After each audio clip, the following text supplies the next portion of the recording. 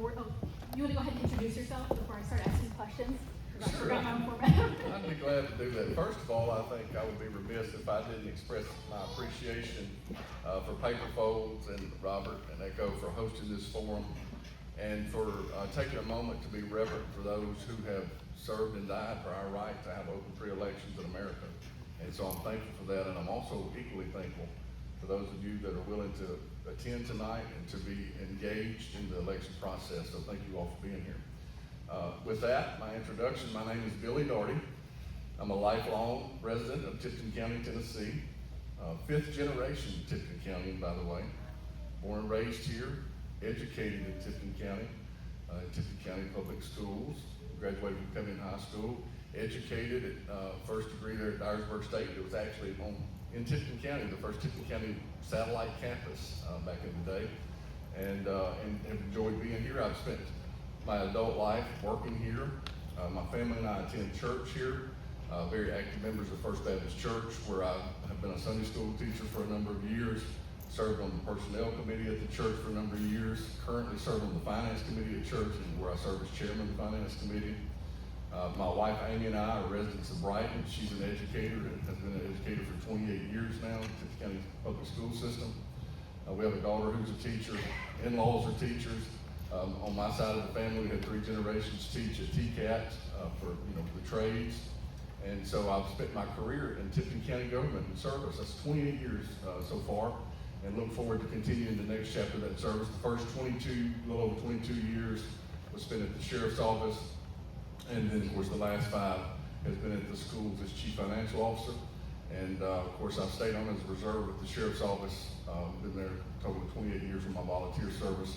Also serve on a number of independent nonprofit boards and associations here locally and those across the state, where I've served in leadership roles on the board of directors for those organizations that support local government. And so I'm excited to bring all of that experience and that exposure, that network of other professionals to my service at Tipton County. Thank you. Perfect, thank you so much. So kind of going into that, so all 28 years that you have been with the sheriff's office, and really for 40 years, one person's relationships, history, and judgment have been the operating system of Tipton County government.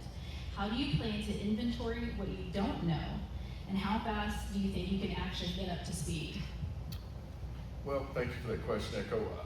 First, I think it's incumbent upon me to recognize the legacy of County Executive Jeff Huffman. You don't stay somewhere 40 years because the people don't want you. And Tipton County has been better through his leadership, and I look forward to building on that. Now, what I'll say to you in context of the question is, you don't get fired from an empty fireplace. And so I'm not coming into this job empty. Preparation is what you do before the promotion, not when you get the promotion. Success comes when opportunity meets preparation. And for 28 years, I've been preparing for this role through the sheriff's office. I've been meeting with Mayor Huffman since January, every few weeks, getting up to date on this county business. I've reviewed 22 years worth of county commission meeting minutes and miscellaneous board meeting minutes. I've been reviewing policies and procedures to prepare myself for the transition, because we're all in government. Each government entity, operates a little differently. And so I've been trying to prepare for that. Thank you so much. So with that, we've got department heads and long-term employees who have worked under the same county executive their entire careers as you have. So how do you plan to earn their trust? So, that comes down to me, that question comes down to me for consistency. I would challenge you for a moment. America just celebrated its 250th anniversary. What struck you the most this week? And for me, that would be the Statue of Liberty. There was a foundation built years ago, and it's been erected, and for years it has been the symbol of continuity and obligation, and that has been what my career, I think, has stood for, as well as being prepared. People know me. I'm on a first name basis with almost all the department heads and employees in Tipton County, not because I'm new to the scene, because I've worked side by side with these people for nearly 3 decades. And so many of them know what to expect. Obviously, working with someone and working for someone can be different, but I like to do it from the team approach. And so I think we do better when we do it together, and when we just help support each other. And so that's going to be my vision or my mantra for my leadership, and to earn that trust. Thank you so much. So I'm going to skip around from what we've got here. So, one of the questions we've got is that the county looked very different the last time we elected a new county executive. And so, what does that mean for how this role needs to be played? So one of the things that struck me so about this job is there's not been a lot of county executives in Tipton County over the past several decades. And so if you look back to 1966, when Mr. Henry Vaughn, we know as Judge Vaughn, took office, I can assure you that when he left office in 1986, it looked different. And I can also say without hesitation, equivocation, and mental reservation, that when Mayor Huffman took office in 1986, he's not looking at the same picture that he's looking at today. So this is what I know, the only constant is change. And so I'm prepared for that. What it's gonna look like in 2030 after me taking office in 2026 is gonna look different. And it'll look different when I'm finished with my service. And so we have to be prepared to aim at a moving target. County government is a moving target because we're here to serve the people. And when the people's priorities change, government's priorities have to change. And so we can't lock ourselves into a channel we can't get out of. We have to be willing to be pliable and to do what's best in the interest of the citizens. Thank you so much. So, kind of with that, we talk about growth a lot. This county's seen tremendous growth in the last 25 years or so. And what is your plan to continue that growth while ensuring that our infrastructure can support it? How many of you have ever heard the words from your parents or your grandparents? You can't put your cart before the horse. Well, that's county government. We have to put the horses before the cart for a reason, because that's how it's designed to be effective, and that's how it's designed to be efficient. And so infrastructure has to come before growth, not chase it. And so we don't wait until, we don't put the shingles on the house until the foundation's laid. And so we have to have those things that are necessary to build a successful and thriving community in place if we're going to recruit new business and new residents, and if we're going to maintain currently what we have. So we got to keep the horses before the cart. Perfect, thank you. So, kind of moving on, we've got a lot of people sitting over here on your left, and those are candidates for county commission, among other candidates as well. So, you're gonna work alongside a commission that may not always agree with you. When you and the commission are at odds, how do you plan to work through that? And where does your authority to act independently begin and end? Well, my greatest teacher in that has been my wife. We love each other tremendously, but we don't always agree with each other. And so you have to learn how to work through those things. And so for me, it's my mantra has always been people and professionalism over politics every time. And so how you do that is you pursue the truth. What is the truth? What is the best interest of the citizens? Because we're not there to represent agendas, we're there to represent people. And so each one of these 18 commissioners have a different set of responsibilities in that they represent a different component of our county. And so they have to be attentive to their constituents' needs, because what works in Covington doesn't work in Drummond's always, right? Now, as mayor, I have to overlook that, and to kind of help guide that vision with the commissioners, work alongside them. And there's no I in team. It's going to be a team effort with the county commission. I've worked with the county commission directly since 2006 in all my capacities and continue to do so today. And so I feel very confident that I can continue to do that. Do we always agree? Will we always agree? Of course not. But it's the purpose. If we can stay focused on the purpose that we're there for, we'll be successful. Perfect. And so one last question for you. Oh, I think I skipped all right, got that. So the only way residents can currently get information from county government is through local news or the county's website. And there's no real presence where the people are, so social media. So what is your plan to improve communication with the people who live and work here? My plan is to keep doing what I've done for the last 28 years. That's to answer the phone when it rings. That's to return the calls when I miss them. That's to answer the email when I'm not there. It's to be present in my community outside my capacity as county executive. That's to worship with others, to commune with others, to enjoy the amenities of our community together. And so that's my intention. Now, in addition to that, I look forward, I have a plan for immediate marketing for the county, because we do want to market our county. And also, one of the things I've learned significantly on the campaign trail this particular election is that a lot of the county residents don't understand our government and how it works. And so sometimes when people work all day, they don't have time to come to meetings. So I'm going to push that information out to them on platforms that I've already established and will be going live with here after when my administration starts on September the 1st. So that's how I plan to do it. Just kind of see how that works, and we'll build on it from there. I know I said, thank you. I know I said that last one was the last question, but I actually skipped a really important one. Okay. Because we want to talk about taxpayer dollars. So where in the county budget would you cut if you had to? And where would you invest more? Well, first of all, you don't start with a hatchet. You start with an audit, right? You start with an audit. You find out what's working and what's not. And I've been in finance and government finance now for nearly 2 decades, and there's a difference between spending and investing. And so I'll identify those in my administration, or try to do my best to identify those. And that's where I will evaluate what I think is working, and I'll carry that message and those findings to the people that help run the county commission, department heads, in order to do that. And how do I invest more? Yeah. I think it's simple. You invest WISE, and that's an acronym with infrastructure, safety, and education. Infrastructure being the industry, but infrastructure is also our workforce pipelines. We've been coming out of our schools and our community colleges and our trade centers, and then public safety, and then education. You can't build a successful community without those three, and so I think we have to be wise about our investment. That's how I intend to do it.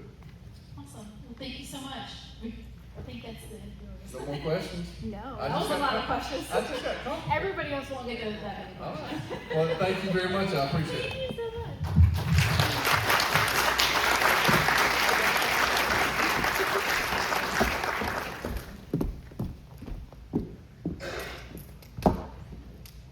I don't know whose water that is. Sorry. Who was that? Oh.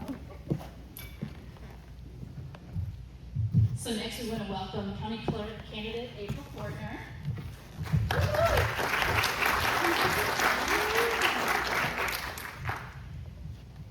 All right, so I'm going to give you 90 seconds to introduce yourself. It's right here. That's a tough one to follow, too, just to let you know. My name is April Porter, for those of you that do not know me. I am a lifelong Tipton County as well, as were my parents, Jimmy and Terry Chumley. I graduated from Covington High School in 1998, and in 2000, I married my high school sweetheart, James Fortner, and we have 2 wonderful sons, Brody, who is 19 and entering his sophomore year at Mississippi State, and Blake, who's 10 and entering 5th grade at Drummond's Elementary. I have a similar split with our kids. We have like 4 adult kids and 4 younger kids. Yeah. All right. So we'll start with the first question. You've worked in this office for 16 years. What is one thing that you would do differently from how it's been run, and what's been working well enough that you wouldn't change it? I've actually been there 23 years. Oh, 23 years. I'm so sorry. That's okay. But as far as the office goes, I think that our office is well equipped to handle all of the customers and not have any issues as far as long lines or wait times.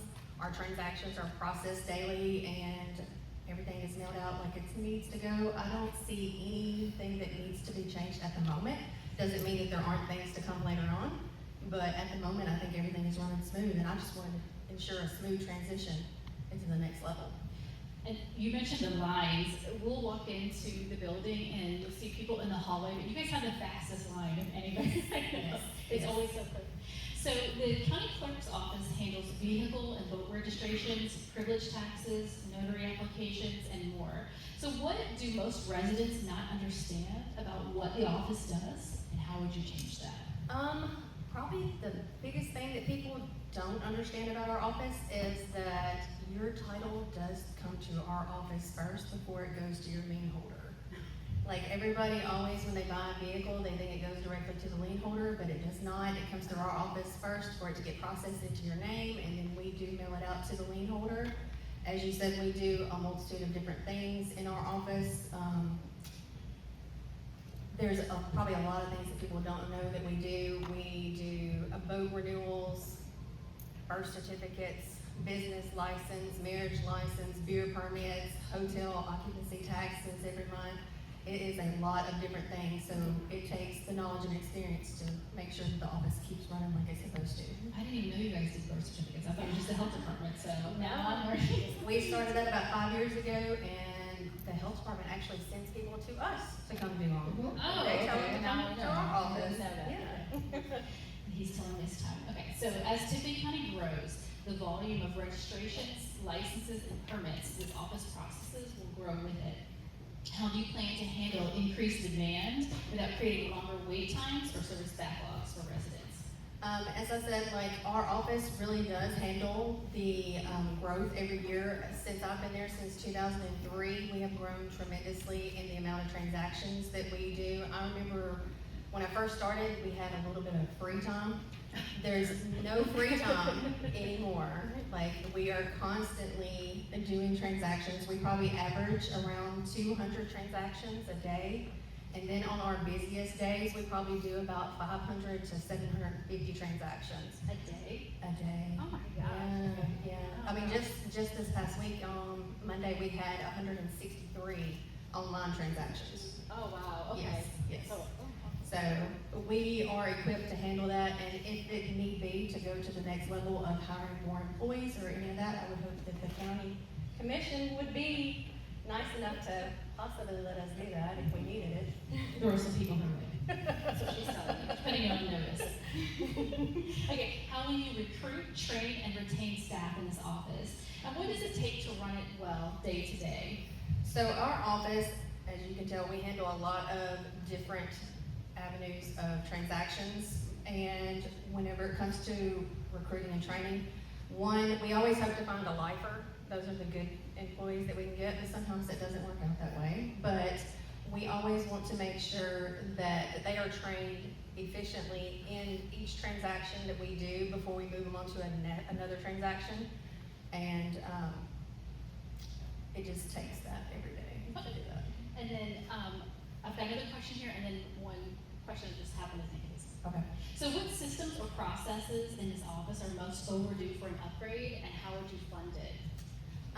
At the moment, we are pretty upgraded in our office. We do have a few other computers that need to be upgraded, but some implementations that we will be having coming soon is maybe tap to pay. That's where everybody's going nowadays. Everybody wants to tap to pay because that is how it is done.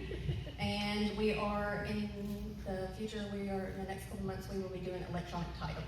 Okay, awesome. And so then the question I just thought of that, so the candidates had the questions ahead of time, but I just thought of this while we're sitting here. It's not a big question, but Don't put me on the spot. no, it's nothing, it's very, so I'm, as you're talking, I'm thinking, so we've been to you this year for a marriage license, Right. business licenses, and so your name is on a lot of really important documents, and so how does that feel? Is it, like, that's part of people's history, your name is on the. Right, it seems surreal. Whenever I actually see it on there, it really hit me, but our family history here in Tipton County, my grandfather used to be chief of police, so that's a huge thing for me. And I wish he were here to see this because he would be so proud of me, as well as my parents.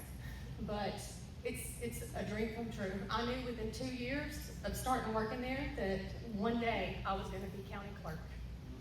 So, Awesome. Awesome. Congratulations. thank you. Thank you so much.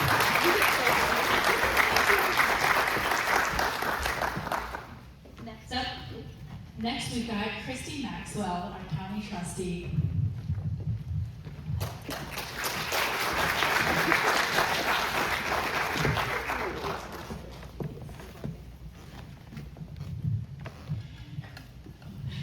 I'll let you can put your name up. Okay. I'm gonna have to drink. All right, you have, when you're ready, get 90 seconds to introduce yourself. Okay. Well, hey y'all, my name is Christy Glass Maxwell, and as Billy said, I want to thank y'all for hosting this and thank everybody out there for coming. I was born and raised here in Tipton County. Went to public schools, graduated from Covington High School, and played softball, volleyball, cheered. Then I went to college and majored in finance, and after that, I got a job in Nashville and moved there and worked in banking for 6 years and started my career. And I always knew I wanted to come back home when I settled down. So everything kind of pulled together at the right time, and I came back home. I grew up, my daddy had Glass Brothers Service Station for 42 years. It was a full service gas station. So the big important thing in my life was growing up and watching him work as hard as he did. And he was real big on giving service. His motto on the service truck was "Service with a Smile." And anyway, so that made a big impression on me. And then just always enjoyed finance. And when I worked at the bank in Covington, I dealt with Miss Laura Max, who was the previous trustee. And I really understood a little bit more about what the job was. And I just kind of thought, you know, if she ever retires, that might be something that I might be interested in. So that's kind of how I got here. He's giving us the right card, so. Oh, sorry. Okay, so you've been the county trustee for how many years? It'll be 20 years, September 1st, yep. That's a long time. I know it Yes. So what Seems is- like yesterday. It does seem like yesterday. I moved here right before that election. I remember all the poncho signs. I know he's out here somewhere. I remember all poncho signs. Oh, he was the rock star of that Yeah. election, for sure. So, yeah. I just tried to get them to notice that there was a trustee running too. So, what is the most significant change you've made to the office, and what do you wish you had done sooner? Well, I think the biggest change that we did when I started in '06, I have to give out a shout out to Pam Dean, who was the previous county clerk. She kind of was the pioneer of having a satellite office in the Montford area. And several people during the campaign had mentioned that that would be a good thing for them and that end of the county. So we did that in 2006. And I also have to thank Mayor Cole and the city of Montford because they have been gracious to allow us to be there and not charge the county a penny for space, electricity, computer setup, and they're just wonderful to work with. So that started out in '06, and today we've moved up to where we wait on 1,000 people a year down there and bring in about $1 million in taxes from that office. And we go just on every Wednesday from October through February. Oh, okay, awesome, thank you. So your office has received clean annual audits from the comptroller's office throughout your tenure, correct? What does that process actually examine, and are there aspects of how this office operates that a clean audit doesn't capture? Right, so we are audited every year by 2 different groups of auditors. Our first group is coming in now. They come in after the year end at June 30th, and they're like the finance auditors. So they basically are looking at our books to make sure that all the revenue that came in, that we received it, and it was put into the correct department's fund and revenue codes. They also focus big time on our investments, and they just want to make sure that the investments that we're showing on our trial balance for the county are actually real investments. So they track those back to the banks and just verify all of that's there. There's another group that comes in annually also. We call them the computer auditor. They basically look at our computers to make sure our passwords are set up, you know, at a certain frequency, and that we're doing our backup tapes correctly, and that I'm reviewing audit logs. So they kind of do it at a 10,000-foot view. Another group. But we have internal controls that we do every day.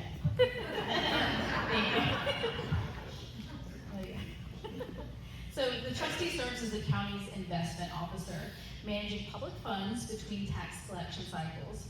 What has your approach been to manage those funds, and would you change anything? Well, as a lot of things, the state law mandates how we handle those investments. So first off, we make sure we follow the law. We bid out those investments every time to every bank that says they want to bid on them.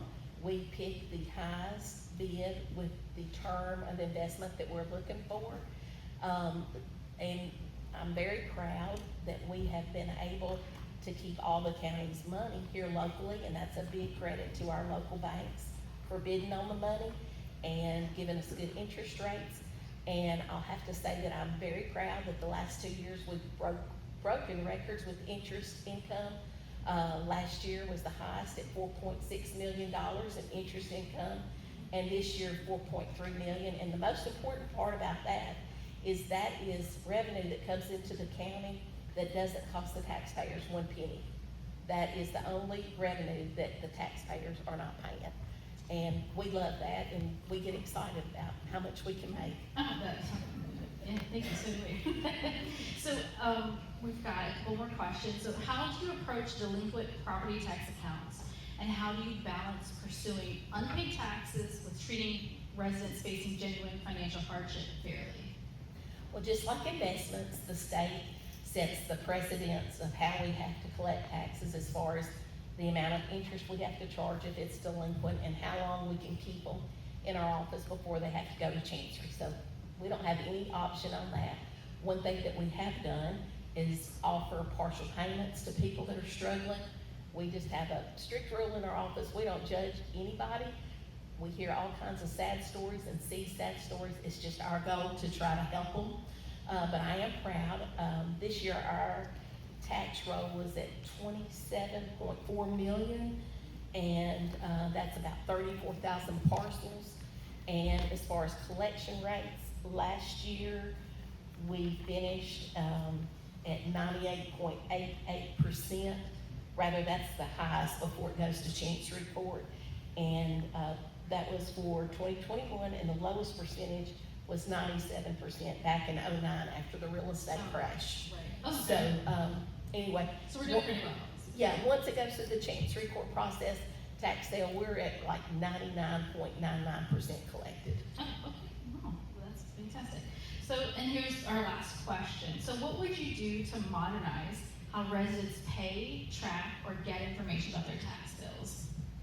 Well, everything is out online right now. You can go to our website on the county's page and click a link to pay taxes. You can pay your taxes online. On our tax bills, we added a little QR code, so if you click that, it takes you straight to your bill to pay. We have negotiated a better rate with our credit card company where the fee is down, and there's also, very important, there's an online check option also, and it's just $1.25. That's pretty much cheaper than driving or putting a stamp on the thing. And that's our payment type that is increasing the most. We get about $3.6 million that way. So, everything's available online, and you can get it all out there. You can call and email us or message me. We'll get it to you. Fantastic, thank you so much. So Thank y'all. I think that's it too. So we're gonna have a brief break. We're gonna have somebody from the Ruffin come and speak to you for a second while we change our sets. And next up, we'll do County Commission. Thank you so much, Jason.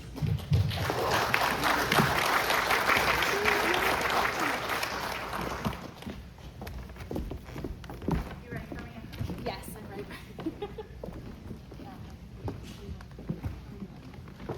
Can y'all see me? Can y'all see me? Welcome to the Ruffin. Okay. My name's Dana. I'm a board member here. I heard a lot of people walking through the door and say, I haven't been here in a really long time. You all need to come back because it's pretty great. Okay. Tell you a little bit about us. Our board is made up of 7 people right now. Kyle's one of our board members. He runs our sound here. I do all our social media, make all our posters, play bills, all of that stuff. We are all volunteers. Why do we do this? Because we all have a vested interest in this building. If you bought some popcorn up there or walked past the concession stand, you might have seen the girl in this concession stand, and she loves this place, and that's why I'm here all the time. So it's important to her, so it's important to me. We put as much effort into our boys soccer all those years, so now it's time to shift gears and put all our effort into what she loves as well. So, although this building is it is a building, the Ruffin is a member of the community, and we do need your support. So come to our shows, come to our events, support us, guys. We need you here. We're trying to do good things here. Hopefully you think the place is pretty clean. We work really hard. We do it ourselves. We don't hire anybody to do it for us. We'll clean up all the popcorn after y'all are left all by ourselves. But I do want to tell you guys about a few events that we have coming up. The first one is a little bit near and dear to my heart. Again, if you saw a girl out in concessions, she is starring in a play this week. It's Thursday and Friday night. It's called Go Ask Alice. I read it in middle school. I read it again as an adult. It is a kind of a heartbreaking story of a young girl who gets addicted to drugs, has some mental health issues. It is not something for children, it's for adults. So keep that in mind. It is a free show. We are doing it by donation only. All of our donations are going to go to the Carl Perkins Center. We're asking for canned food, and that will go to, I have to remember where we're, the Bread of Life. That's where that will go to. PCS, which is Professional Care Services, will be here to give some mental health support to anybody who might need it. And then Tipton Prevents will be here as well to give out some information for that. But again, the girl out front is the star of the show, so y'all come back and see her. That's this week, Thursday and Friday, free show. Don't miss it. After that, we've got Thug Daddy. It's a concert coming up on July 18th. Guys, you don't have to go to Memphis. You can come here and see a live show, a live band, and Kyle has made our sound amazing in this building, so you won't regret it. And then we have Hairspray coming up. Hairspray is going to be on our stage July 24th, 25th, 31st, August 1st, and 2nd. That's right, Leanne, isn't it? Yes. Okay. I think those are the right days. So that's the next musical that we have coming up. You guys come see it, and then after that we have Steel Magnolias in September. So we're doing auditions for that on Saturday. So come audition and be a part of the show. Thanks for coming out to the Ruffin, guys.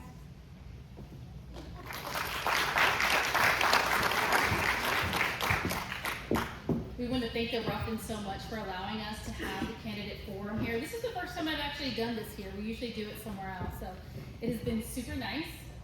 And we wanted to do it here because we felt like it was really accessible to our readers and to the public, with it being kind of on the square. So next up, we do have county commissioners in District 2. You guys can come to the stage and take your seats.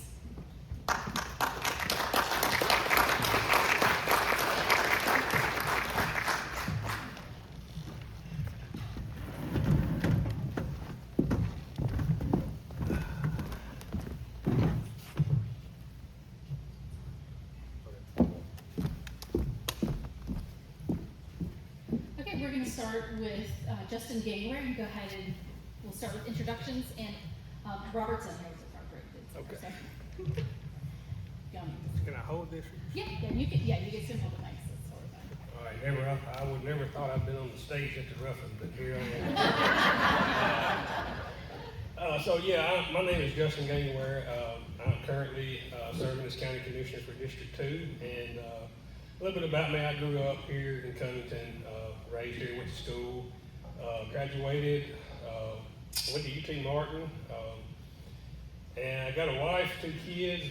Both of my girls attend, we got one starting Crestview Middle and one starting Covington High, so you know, we deeply rooted in District 2, and I work in agriculture. That's been a passion of mine, so I work here at Greenpoint Ag here in Covington.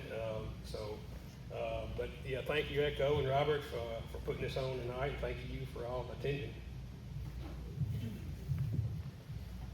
All right, James. James Harden. Can you hear me? Everybody hear me? Yeah.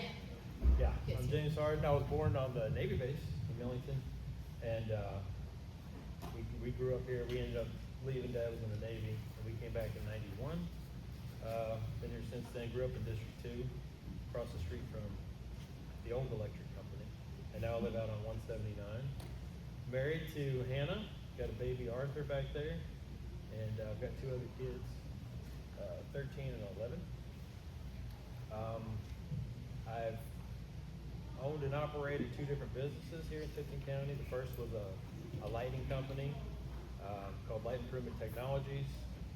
Most recently, people may know me from The Cellar, formerly of The Cellar. We just sold the place a little over a week ago, and we're looking forward to our next venture. But I'm happy to be here. Glad for the opportunity. Thank everybody for coming. Thank you so much. Thank you. Thank you. I won't repeat what everybody else has already said. Thank y'all for hosting this. I think it's very important. The more people we have involved in the community in elections, the better off we all are. And I certainly appreciate y'all's time. And certainly those that are here in attendance, I've said many times in our commission meetings, I wish more people would attend and become involved, and they'd have a better idea of some of the things that are going on in the county. I am Michael Nafee. I am one of the current commissioners in District 2. Lived here all my life, born and raised in Mason. Married my wife, have been married 33 years on the 10th of this month, so it's coming up shortly. And we lived in District 2 for about 30 years. We got 2 daughters that we're very proud of. Both of them graduated Covington High School. Both have been very successful post-high school and doing very well. One of them has a CRNA, the other was a nurse at St. Jude. So we're certainly proud of their service. And I have a granddaughter that I'm kind of wild about, but it's good. I worked in 1991. I was on the first reserve Sheriff's Department class that Buddy Lewis had. Me and Sheriff Beasley came through the first class together, worked with Poncho for a number of years. And then I went into fire service full time. I kept my post commission and worked in Tipton PD for about 12 years or so as a part-time police officer, paid officer. I've got 40 years. This December will be 40 years in the fire service. I started the volunteer fire department in Mason when I was 16, so I will be 56 in December. Been around the fire service a long time. Certainly, very proud and honored to serve as a commissioner of District 2. It's nothing more important to me than being able to represent the people of the district. This seat belongs to people of District 2, and I try to do everything I can to make sure that their voices are heard and I represent them and what their wishes are. Thank you so much. So next up, we're going to start. We've got 3 questions for you, and we'll start. Justin, you'll answer first for question 1, then James will answer question 2 first, and then Mike Nafee will do question 3. So our first question is, what are the top unaddressed issues in District 2, and what specifically would you do in your term to make progress on those? Okay, well, this issue it's kind of new. Well, it's not new, but it's kind of on the forefront, and it's not really unique to District 2. But it's so I'm on the Public Works Committee, and one thing that's being discussed now is the declining or stagnant revenue that we get from the state. So we get roughly $65,000 a year annually for bridge repair. Well, it would take 15 years at that rate to repair one bridge. We have our gas tax is declining, and that's part of that is due to electric vehicles and other economic conditions. But our gas tax declining, so our revenue declining. Our cost of doing business has gone up. Fuel cost. Just a few notes here. I was talking to Shannon. About 15 years ago, our rock was $16 a ton. It's $30 a ton. Paving, $60 a ton. Now $133 a ton. Equipment costs, repair costs, labor costs, all that has gone up while our revenue has stayed the same. So really to address it, it'll have to start at the state level with our state legislators. Hopefully this next administration will take notice. Director Reed applied for a $55 million grant to get bridges repaired, so hopefully we get that. Awesome. Thank you so much, James. And if you guys need me to restate the question, I can. Like, what's the biggest issue in District 2 right Yes, now? yeah. What's the top unaddressed issues, and what do you want to do to make progress on that? And Well, I'm not privy to the details of issues like that, because I'm not on the commission yet. But this is the stuff that I've noticed where I live, because I'm out on 179 where the storm came through a couple years ago. Is we've still got some stuff that could be done out there for people that need help. There's trees, there's houses with still tarps on them. There's I think that's an issue that still needs to be addressed in our district. perfect. Thank you. So we've addressed one of the biggest issues this last year. We put a full-time fire station in Charleston Community in District 2, so that took care of one that was certainly on my radar from the public safety background. Moving forward, we have got to get our heads wrapped around growth. If growth is going to come, we need to make sure that we have our ducks in a row. We spent several $100,000 on a plan that most people in the audience might not even be aware of, but we have not done our work, in my opinion, to take that plan and implement it into our planning and zoning. So I think that's not only for District 2, but I think countywide, that's something we're certainly going to have to take a look at as soon as we possibly can. Awesome. Thank you. Can you guys hear everybody? No. James. Oh, It Yeah. wasn't, it really wasn't that interesting what I said. Do you want me to use this one? No, just hold it closer to you. Yeah. Okay. Okay. All right, so what specific role does a county commissioner play in retaining young people who leave Tipton County after college? And what would your first move be? Yeah. Great, I get this one first. So, yeah, I don't know how many people that aren't in county government that have read the minutes, from a county commission meeting. Has anybody done that for fun? So, it's very tedious, it's a lot of minutia, and it's all very important. But you see how, you think that, well, we could just like do some changes and make things happen. Really, I think when you're in the meetings and focusing and voting on things and dealing with budget items for each department, in order to retain young people, you have to keep in mind at all times what young people, young parents are looking for when they decide where to live, and that's safety, and that's affordability, which we do well on, taxes, and conditions of the roads, school systems, and stuff like that. So I think if you keep that in the front of your mind as you're dealing with all of the things on the commission, then ultimately that would help people want to stay here. Thank you.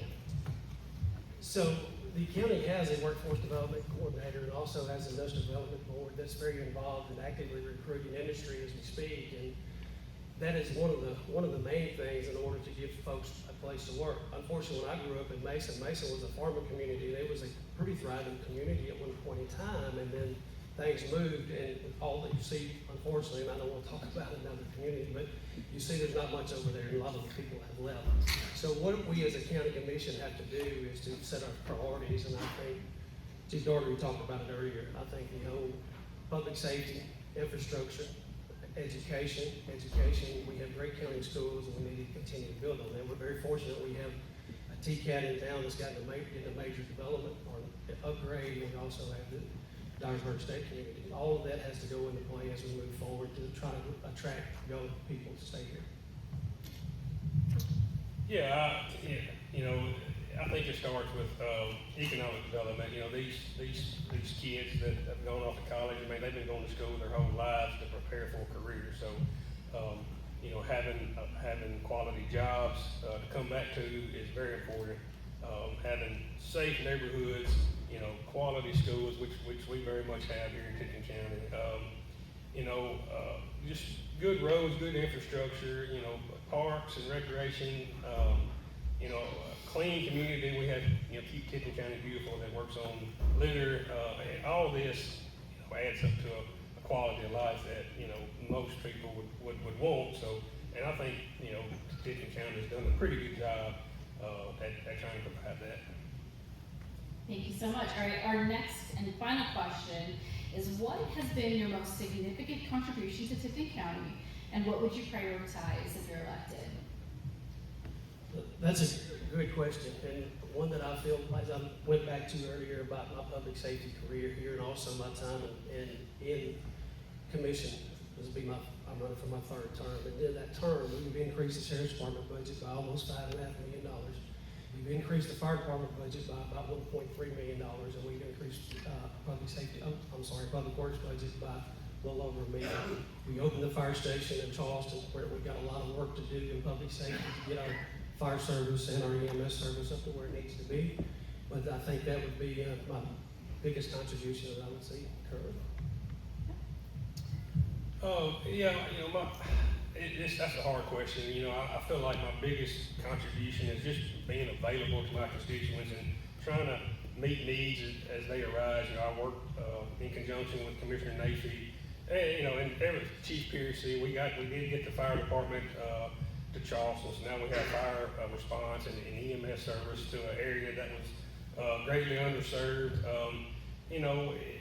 Just the bridge on Burnett Lane, I kind of facilitated the county working with the city there to try to meet a need, and that's kind of what this job is about, is serving your constituents and addressing needs as they arise. So that's kind of what, my contribution has been so far.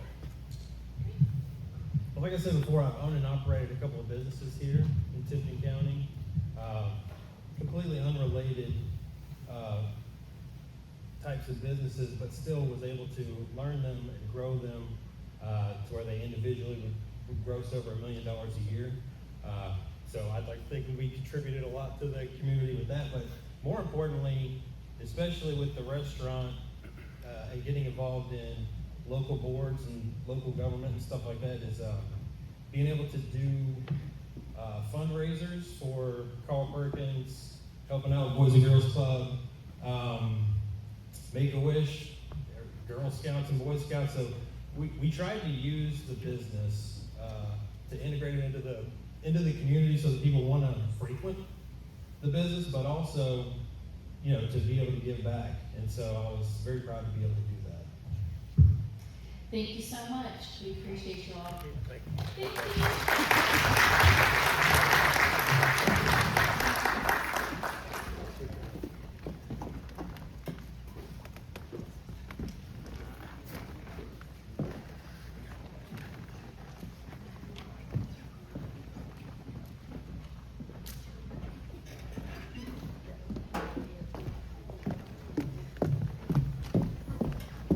Sorry, we had to reset because we had another person that's coming up here. I'm gonna switch all of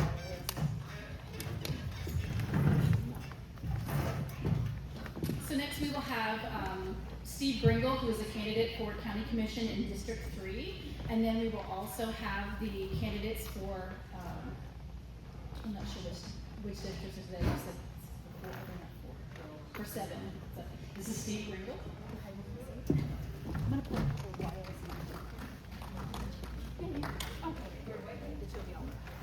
I'm sorry. I was just confused. What is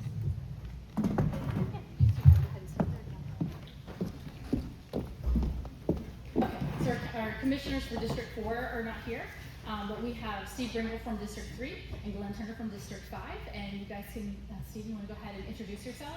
And what we'll do is I'll ask questions for District 3 first, and then I'll ask questions for District 5 after that. So we'll do all of yours and then all of yours.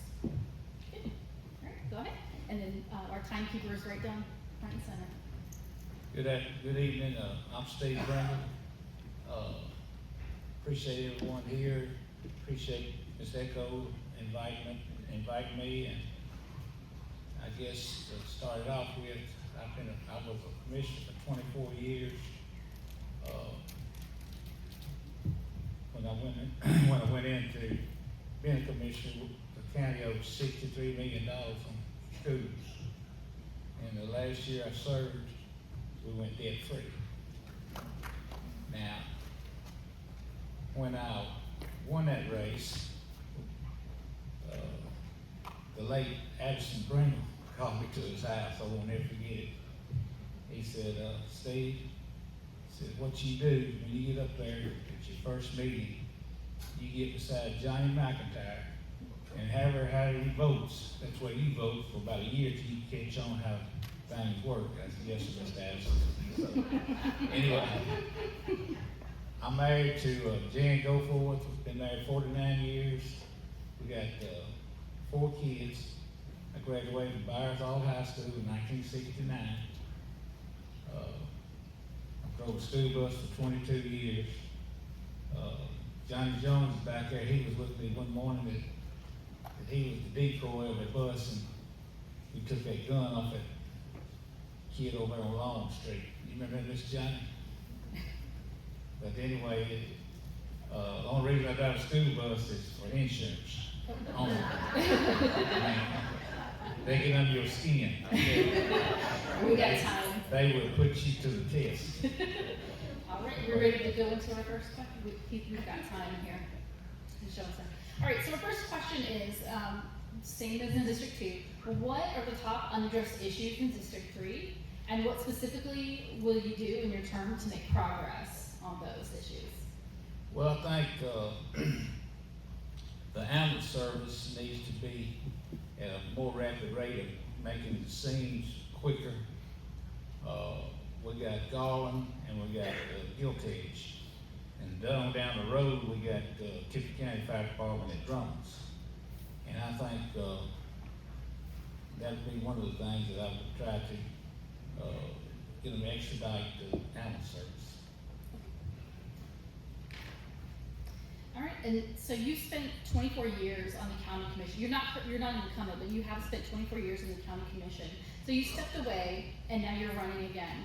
What brought you back, and what does District 3 need right now that you felt you had to answer that call?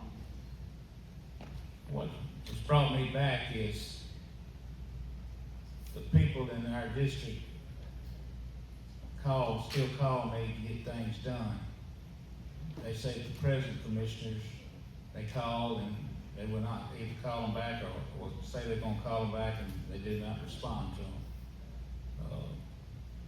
What you gotta do if you're gonna be a commissioner and serve the people, you serve them.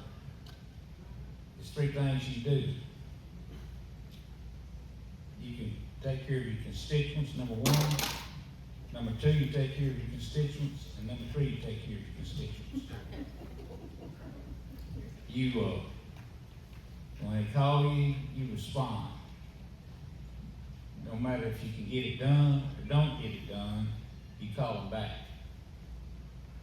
And I think that's one of the things that's missing in District 3 right now. All right, and so then your final question. So you're running as a write-in candidate. Can you explain to voters how that happened and why you chose to stay in the race?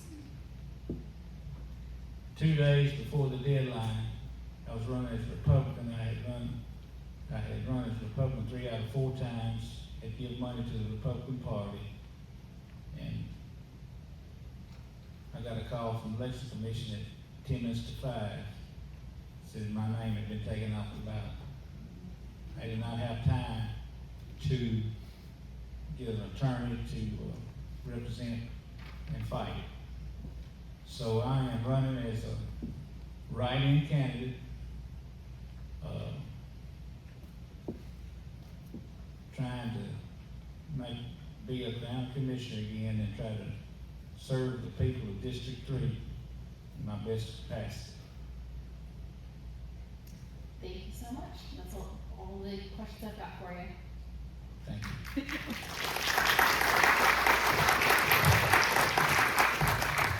One other thing before we move on, there's 3 things that you can count on. Okay. That's your fingers, your toes, and Steve Franklin. Thank you so much.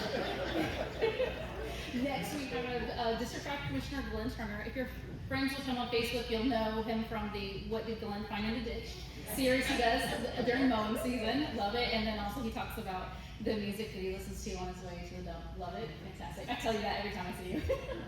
All right. So we'll let you go ahead and introduce yourself. You've got 90 seconds. Thank you. 2 things. We're not lying. These lights are bright. I may not be able to drive home. I'm in the car for a little bit.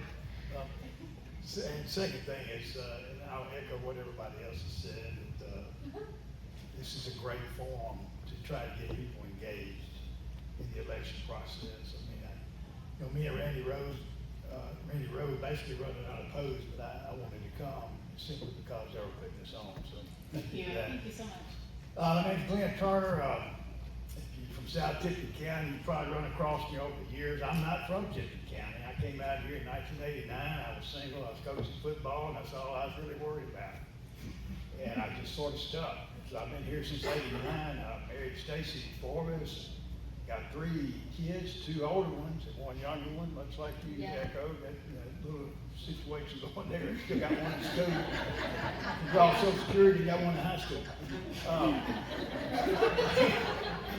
Anyway, so I've been involved with education out here since '89.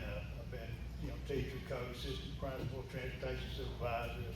Fun job, Steve, and then keeping up with the buses, and then went back as principal in Mumford Middle School. Then I came back to the board in 2011, doing several administrative things. I actually retired last year, and I told somebody the other day, I've been working supposedly part-time, but this year I'm actually going to be part-time, so I'm slowing down. I don't know if I like that or not. All right, so our first question for you is, you've served several terms representing District 5. You flagged the lack of sewer infrastructure along the Highway 14 corridor as an ongoing concern that hasn't received state support. So that came from our voters guide that we put out in April before the May primary. Where does that stand today, and what does a fifth term look like on a specific issue?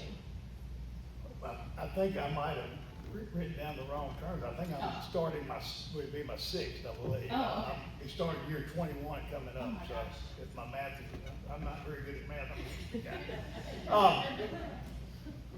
We do have a grant, and we're gonna form a West Tennessee Wastewater Authority, which will help with sewer water, not necessarily out, on the 14 corridor, but it will help, and it may work in there at some time, but, the mega site is gonna have a wastewater treatment plant, and we think now that they might let us use that to pump sewage back to get it treated, and then, so we'll be able to provide sewer to the east part of Tipton County, which is very vital, because, when you get sewer out there, you can get, retail development and stuff of that nature on the Highway 14 corridor, and it helps with taxes, keeps your property taxes low, we can increase industrial tax, we can increase sales tax, so, hopefully good things will be coming.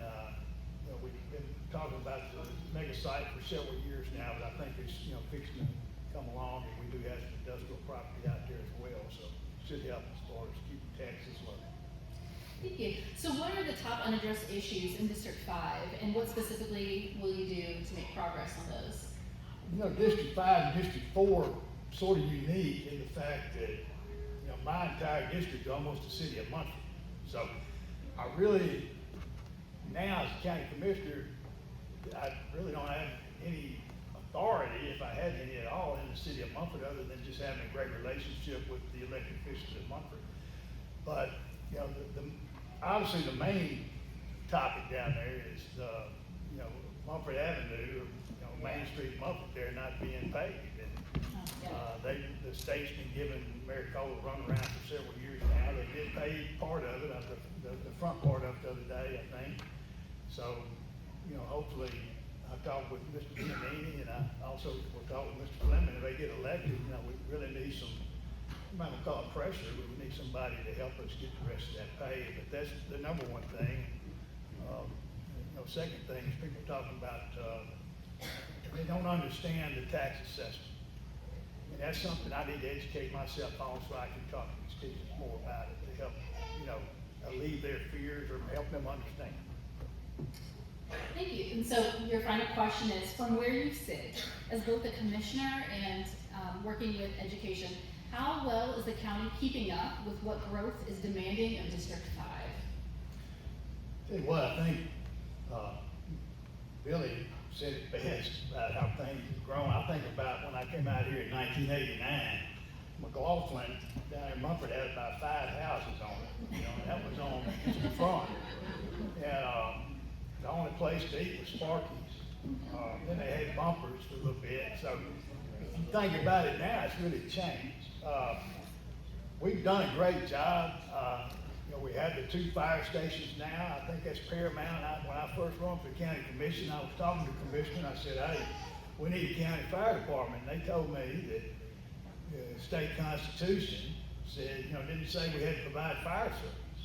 And I said, man, I don't want to be a minimalist county. I want to be one to provide stuff for the people. And we have the 2, and I think we need to look, further than that on fire service, but infrastructure, roads, getting people to and from, that's always going to be at the forefront. We have to improve that. Thank you so much. We appreciate you guys coming.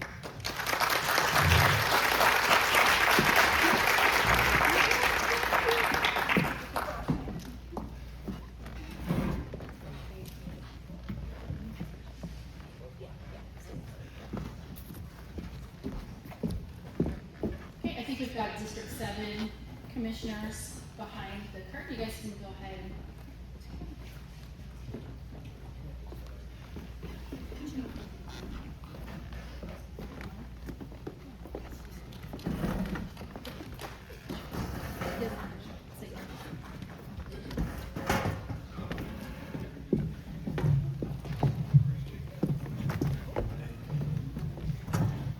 We're strobing over here. Okay, so thank you guys so much. We'll let you go ahead and start with you and with Dr. Fee and let you go. Okay, I'm Courtney Fee. I am the current commissioner in District 7, and I have served since 2010 on the county commission. I grew up in Tipton County. I'm a product of Tipton County schools. I like to call myself a hybrid. I'm a Bright Man Munford person. For those of you who were here when the district consolidated schools, I am one of those products. So we have been to both Bright Man Munford. And my family is a lifelong Tipton County family as well. My mom's an educator, Daddy worked for the post office, and we've loved the county. We've been here, I was not here all my life. I went here, grew up here, and then went to Memphis to Christian Brothers, and then spent some time working in Memphis. So I came back with a different set of eyes. I appreciated the question earlier on how do we get people back to Tipton County, listening to Christy talk about going to Nashville and then coming back home. I think I always knew that I would come back home. And so I have served, my daily work is to serve as principal at Munford High School. And I am now on finishing, this will be my last semester of my 14th year as the principal. And I came back home. I was in college admissions at Christian Brothers, came back home to work in the high school where I really felt like that we could make a big difference, not only in our county, but in the world. So I've been back home since 2003 and just love serving. Want to serve as your county commissioner, want to continue that service to the county. I think we've got a fabulous county, and I want people to know how fabulous that county is and want to be a part of the change as we change leadership, want to be a part of that so that we can maintain. We're somewhat an envy of the state when we get along, and we want to be able to maintain that as well. When we go to state meetings and people say, where are you from? And you say Tipton County, people go, oh, you're from Tipton County. We want to keep that because we're worth it here in this county. So just want to continue to serve and would like your support if you are from District 7. Thank you so much. What she said. My name is Brad Case. I am also currently serving as commissioner in District 7 alongside with Commissioner Fee. I make the joke one time that I was the Robin to her Batman. I live over in Mason, and I have a wife, 3 kids, a grandson, and another one on the way as of right now. Any minute now, there'll be a second one. And I know it's exciting.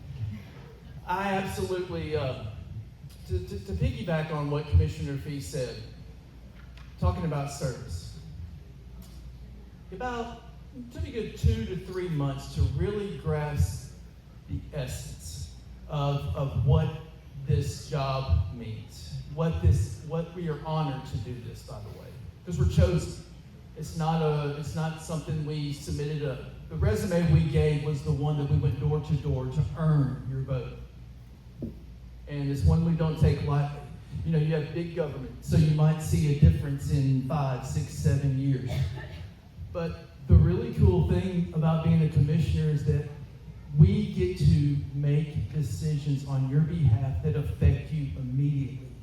When you walk out your front door, maybe something that you were needing or something that was, a hindrance in your life, we have a chance to serve you, be your voice, be your vote.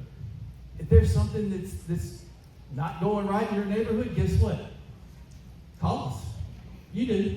And we go and vote on your behalf every single time. Commissioner Fee and I both, it's what you, the people of District 7, and Tipton County as a whole want, and we're your representatives, your voice.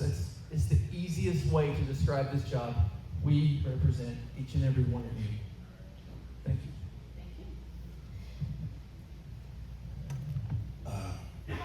My name is Alvis Farrell. I'm not an incumbent, and I'm not a county commissioner, but hope to be soon. I'm a lifelong Tipton County. I was born and raised in Tipton County, and I've been blessed twice to have two great families in my life. And it was kind of funny coming up here because it wasn't that long ago. My 2 granddaughters were on this stage before me. So it was kind of an aha moment. But anyway, I have served 14 years on the Tipton County School Board, along with Mr. Darby, and I almost called him chief. I did that all the time. But anyway, You'll still answer. I had to make myself not call him chief because he was the chief deputy, he was the chief financial officer. But I love Tipton County, and the opportunity came many years ago when my father-in-law passed away, and had the opportunity to serve on the school board. And it's just like the county commission. You serve the people of the county, and that's what it's all about. And some things that prompt me to run this time, and I'm looking forward to see how this plays out. And I appreciate your support, your vote, and maybe the opportunity to work with Chief Darby again. Thank you. Thank you so much. All right, so our first question is kind of the same question that we've been asking everybody else. We'll start with you, Courtney.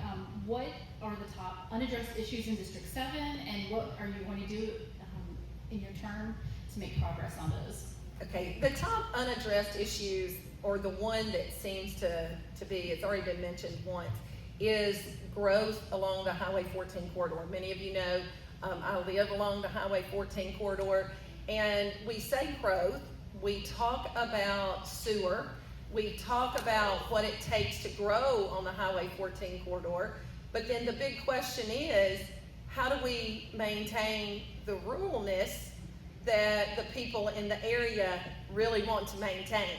So I think it's an issue of balance, and I know some people don't necessarily want to hear that, because we talk about growth, we talk about needing growth, we talk about needing retail. It's a great place in the county to have retail and grow if we get our sewer. However, we've got a lot of constituents in District 7 that really want to make sure that we maintain the ruralness of that area. We've recently had an issue where we had to address that type of situation. But I do believe that as we move forward, that is one of the big issues in District 7 that tends to be something that people talk about. If we're building something, if somebody wants to go have an industrial site, we've got to pay attention to the residential piece in District 7. If you want to, have some type of facility, you want to pay attention to the residential piece in the District 7 district. And so those are the types of things that I think are our big issues in District 7 because of the rural nature of so much of our district there. But Highway 14 corridor is clearly a big issue for us. Okay, thank you. Piggybacking on what Commissioner Fee just said, talking about growth and talking about infrastructure, sewage. We, I think it was August of last year, we actually added a section to resolution 2508515, section 2, 04.10.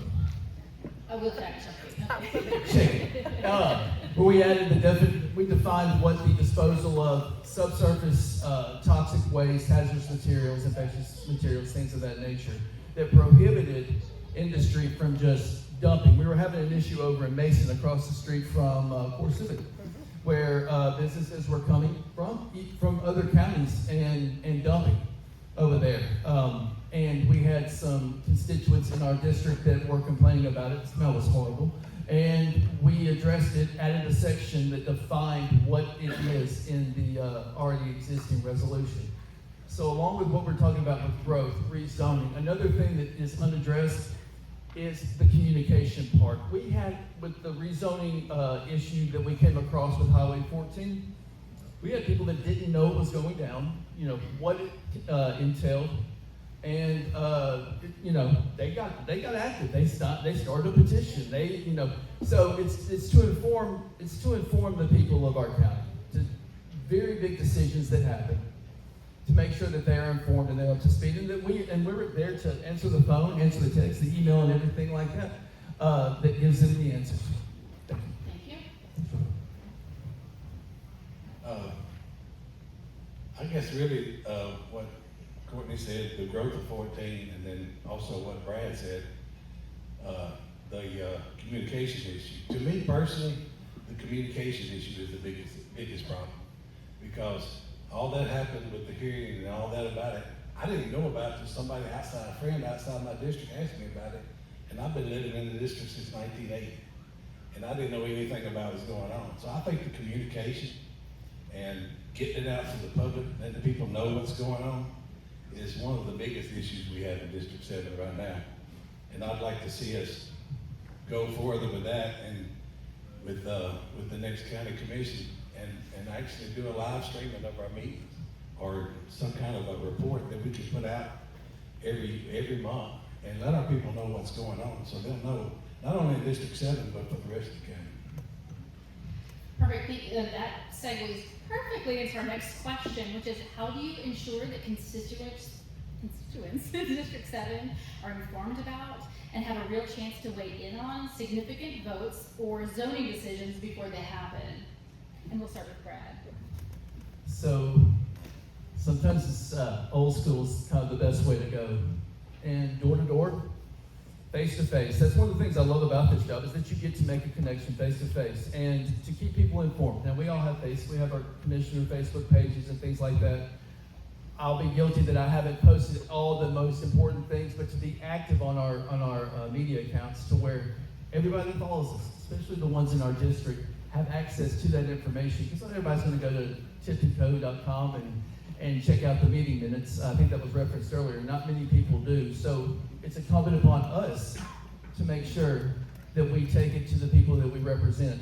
And another thing is that, to make sure that they know when a big vote is coming up in a county commission meeting. Just like what Aldous was just saying, he's been here since 1980 and he didn't know that there was a major rezoning for development across from Austin Peay. He didn't know anything about it. I heard that so many times over the course of 2 and 3 months. So it's being more active, making sure the information gets out, and to stay on top of it. Luckily, Debbie will make sure I will. She will. I'm kidding. Thank you.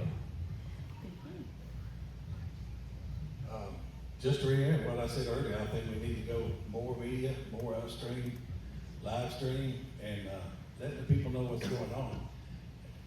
I mean, it had happened in the last few years. I think it's time for a change. And I know at the school board we have live stream meetings every month, every time we had a meeting.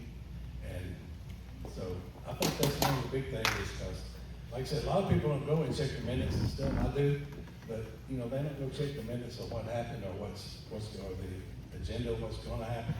And that needs to be put out for people. And just so happen Facebook is what everybody's on. So I think that's a big thing. What I would say is I think it's incredibly important for the commissioner to be available and to be accessible.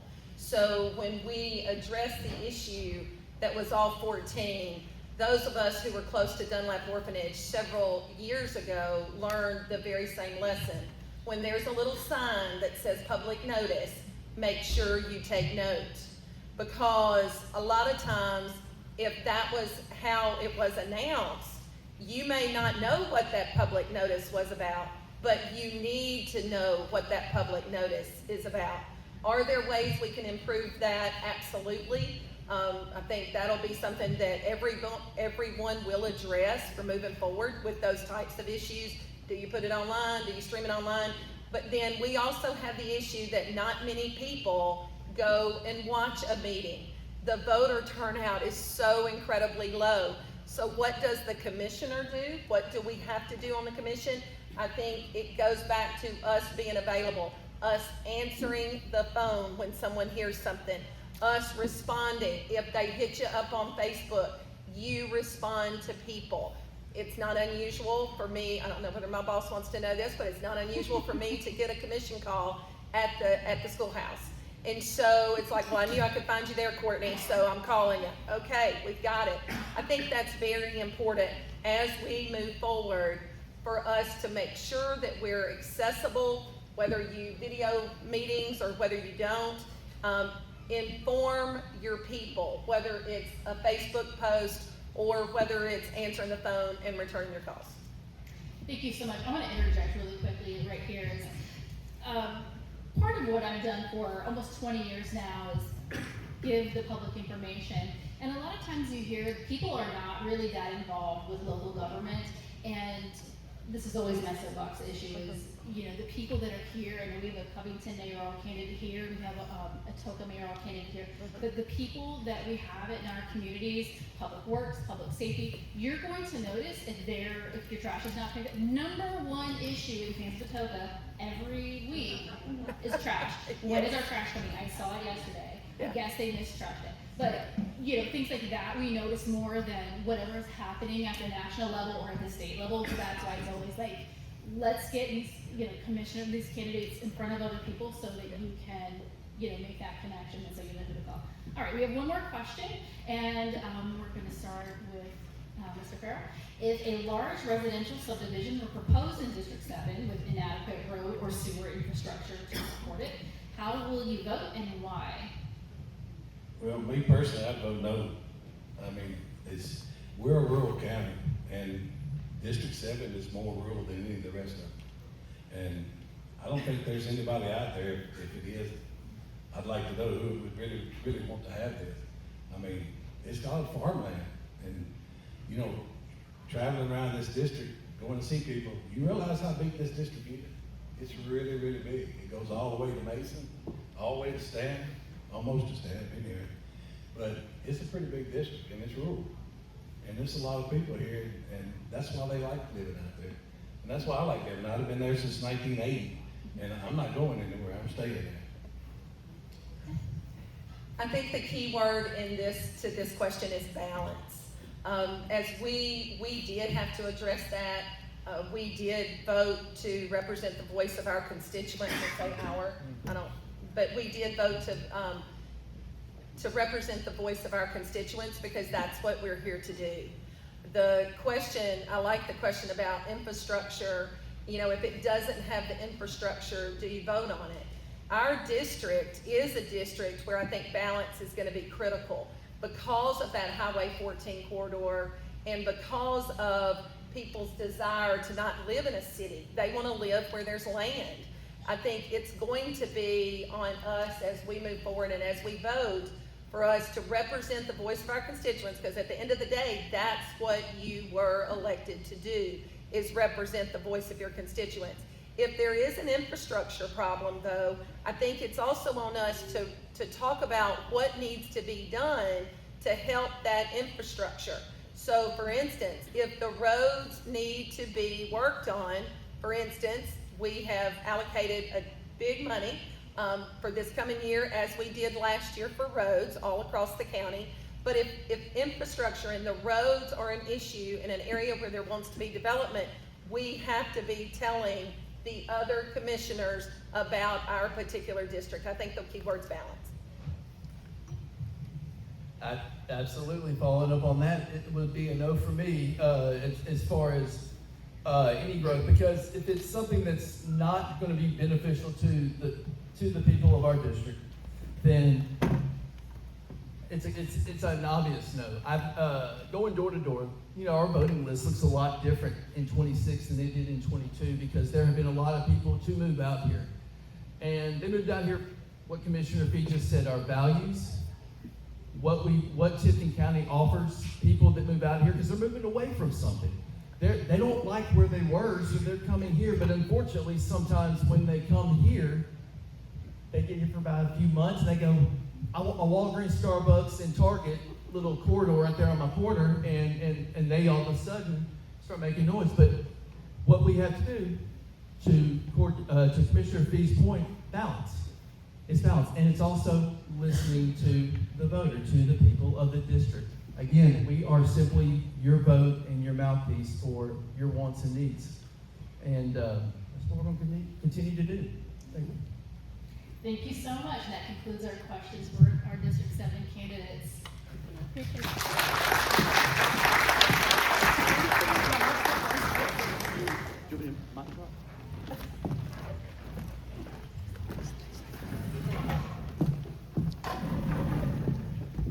while our District 9 candidates are being seated, I want to remind you, if you have an index card and you have a question, we're going to collect those when we are done with this group here.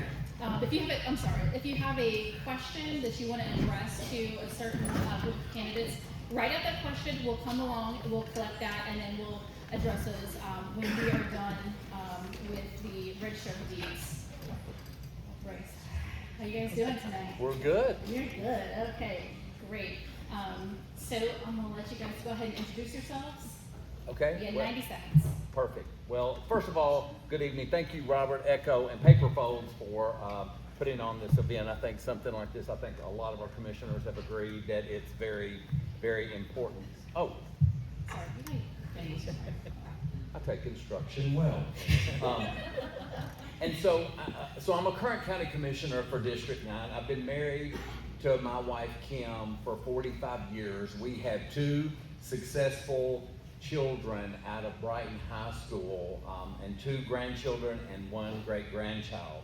And so as a current county commissioner, I've really been focused on delivering steady and practical leadership that puts you, the voter, and especially for District 9 first. And I think Commissioner Fee said this as well. When we go to state events and they see Tipton County on our lapels, people want to sit with us and know, we're 95 counties out there, folks, and we're only 2 that are debt-free.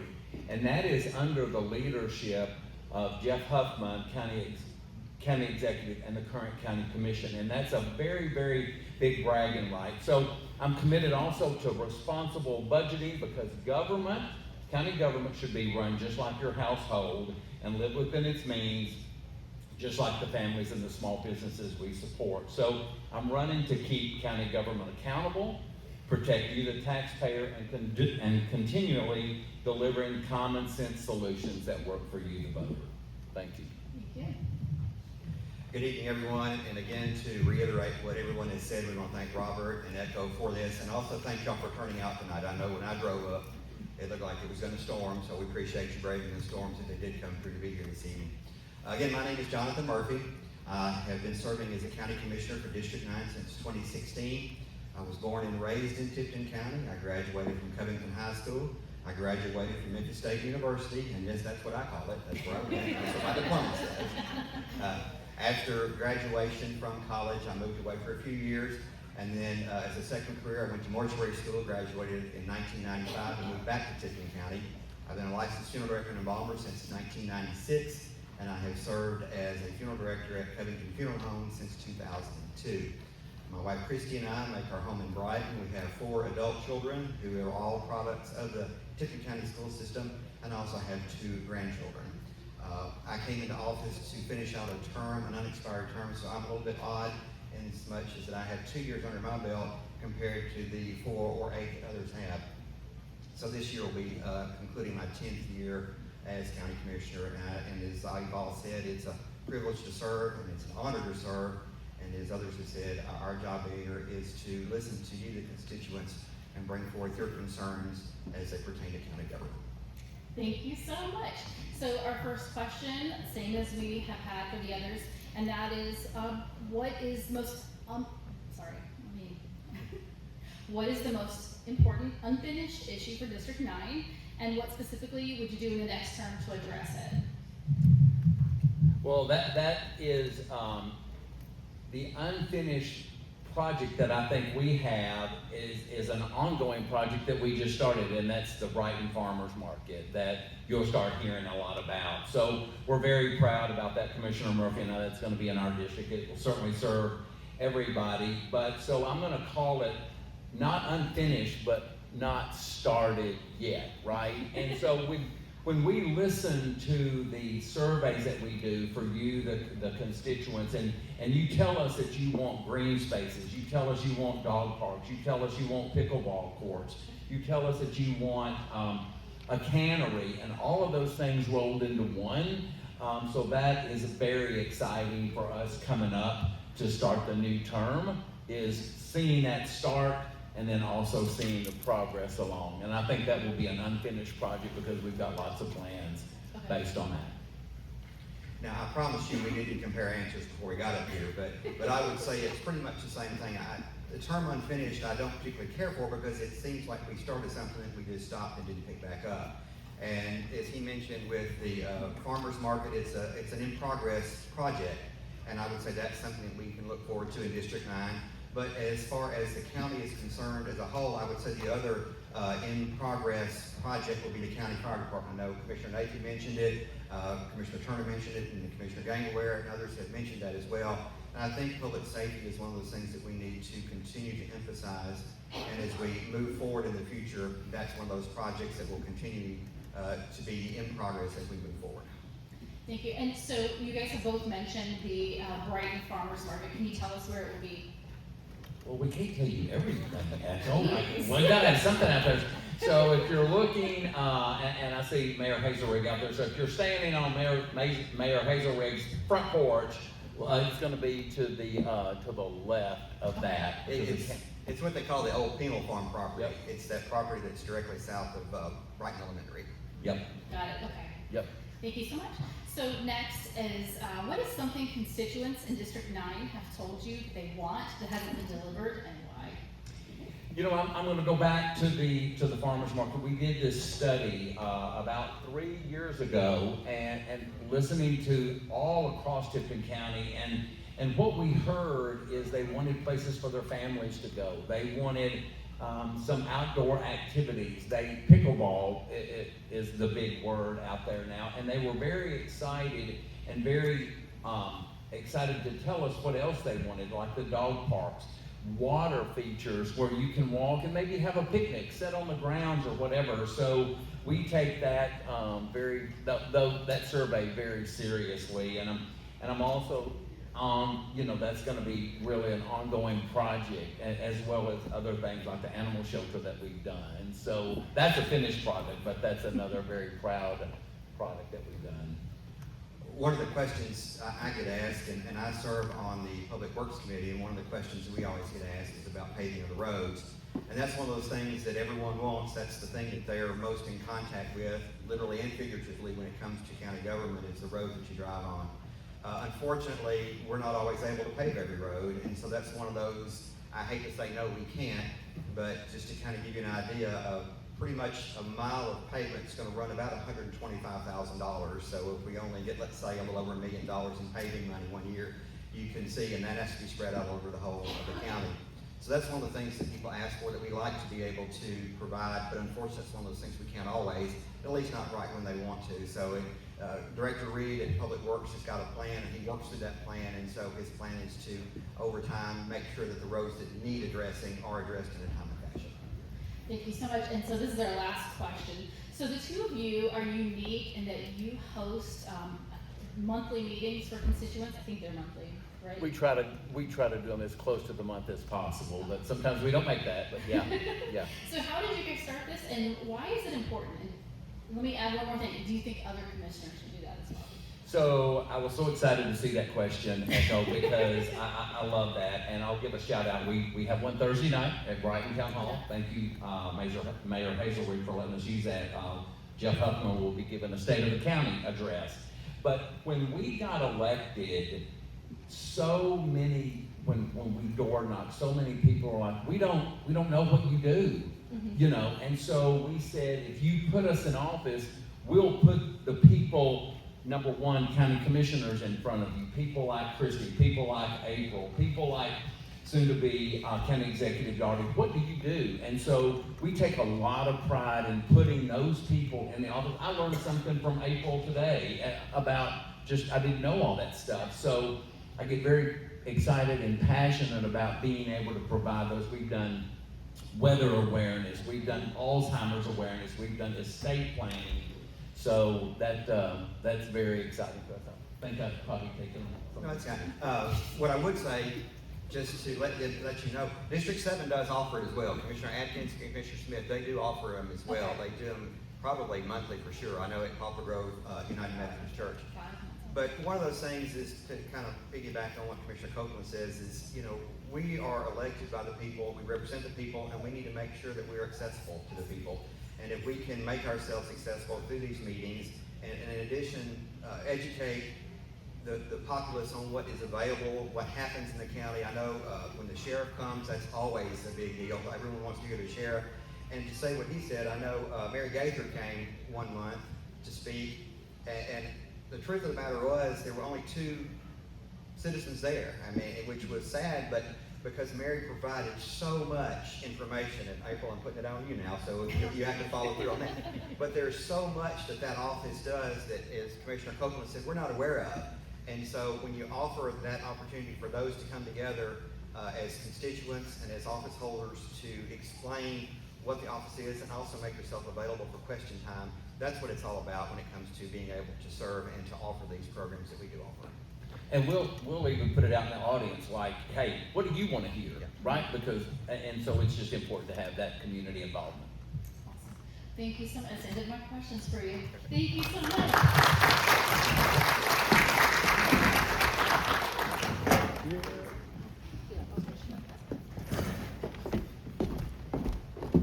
Okay, so now is the point where if you have a question for the audience, you want to, if you have an audience member question, you want to pass that up so that we can collect them, and we're going to ask those after the register of deeds section.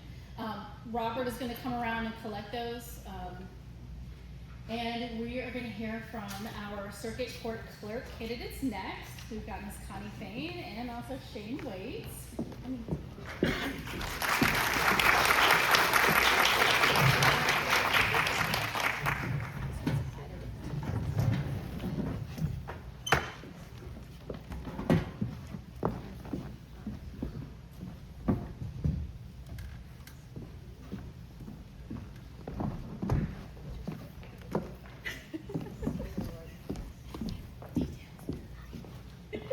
All right, let me give you guys each have 90 seconds to introduce yourselves, and we'll start with Ms. Connie. Okay, good evening, and thank you again, Echo and Paper Phones, for allowing the candidates to be heard tonight. My name is Connie Fain. I'm running for Circuit Court Clerk, which you all know that. But born and raised here in Tipton County. My parents were the late Alonzo and Bobby Fain. I'm a member of the Mount Tipton CME Church. I have a daughter, Courtney, and I have 3 beautiful grandchildren, Avery, Aiden, and Kason. They keep me going because I have them every weekend. And also, I 1983 graduated from Brighton High School. We were the last class to graduate from the old school. Go Cardinals. I know we got some Cardinals in here. David Glenn from your classes back here. Oh, but I've been with the circuit court for 41 years. I'm serving as the chief deputy clerk, bookkeeper, and I have responsibilities and duties in juvenile court. So I'm well-rounded with the office, been there a long time. I've seen it come from docket books to now computerized. And just because I've been there so long, I am adaptable to new technology. Thank you. Thank you. Hey, I'm Shane Waits, and there again, most of y'all know me anyway. Again, same thing with Echo. Can't hear me? Is that better? Good. Okay, yeah. All right. And yeah, thank y'all for doing this. This is good. But yes, running for Circuit Court Clerk. I'm a 3rd generation in the county. Grew up down in the other side of Brighton, just outside of Atoka. Went to Mumford High School. Married to Jennifer for 29 years now. We've got 3 kids. Hannah's 22, doing hairstyles. Emma just graduated, and I'll have to brag on her, 4th of her class at Brighton.